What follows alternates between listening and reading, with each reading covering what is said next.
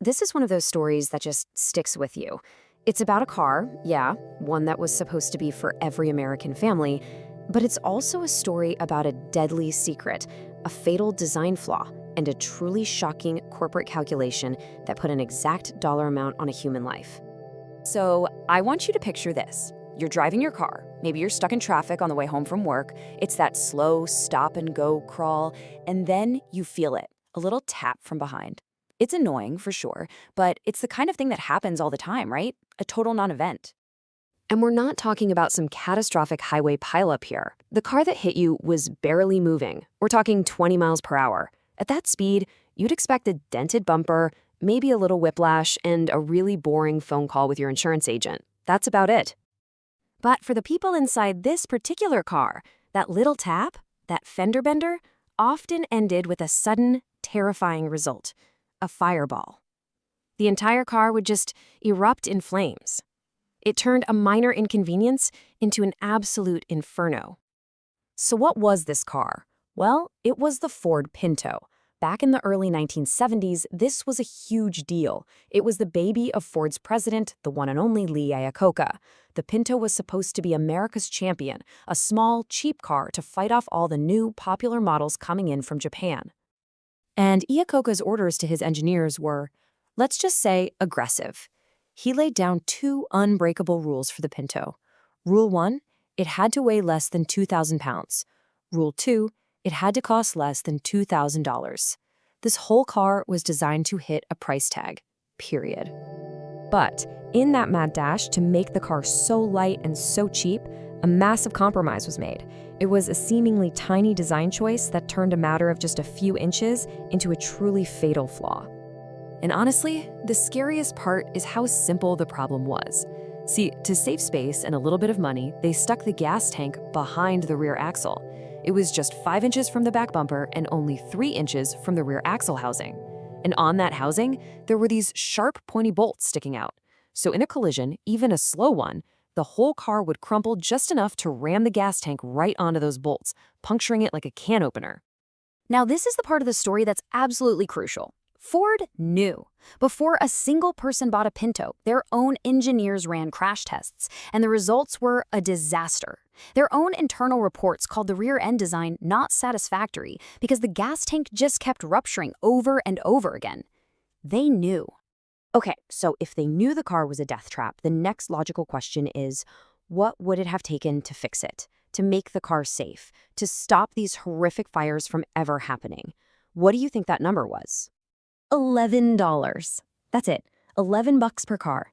A simple plastic shield, a slightly different part, that's all it would have taken to protect the fuel tank and stop it from getting punctured. $11. So why on earth didn't they spend the $11? Well, this is where the story gets really dark.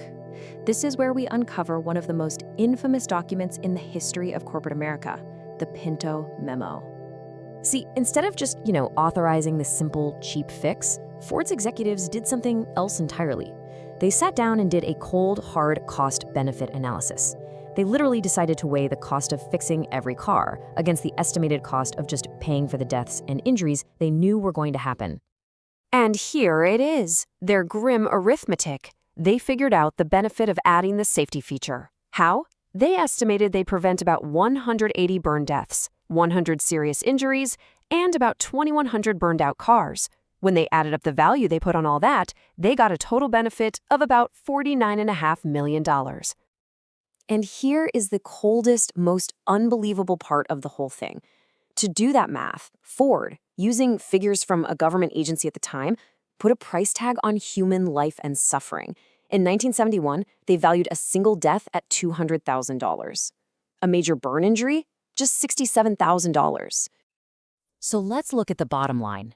The total benefit of saving all those lives and preventing injuries came out to $49.5 million. But the cost to install that little $11 safety part in all their cars and light trucks, that came out to $137 million. To them, the math was simple, and their decision was absolutely chilling. Their own internal memo concluded, and this is a direct quote, it was not cost-efficient to add an $11 per car cost in order to correct the flaws. I mean, let that sink in. They had calculated, in black and white, that it was cheaper to let people burn. Of course, a secret this explosive couldn't stay hidden forever. And when this memo finally saw the light of day, it ignited a legal and public firestorm that would haunt Ford for decades to come. So Ford made its decision back in '71. Then, the mid-'70s oil crisis hit, which actually made Pinto sales go up, putting even more of these little fire traps on the road. It wasn't until 1978, after years of horrific accidents, countless lawsuits, and just massive public outrage, that Ford finally gave in and recalled 1.5 million Pintos.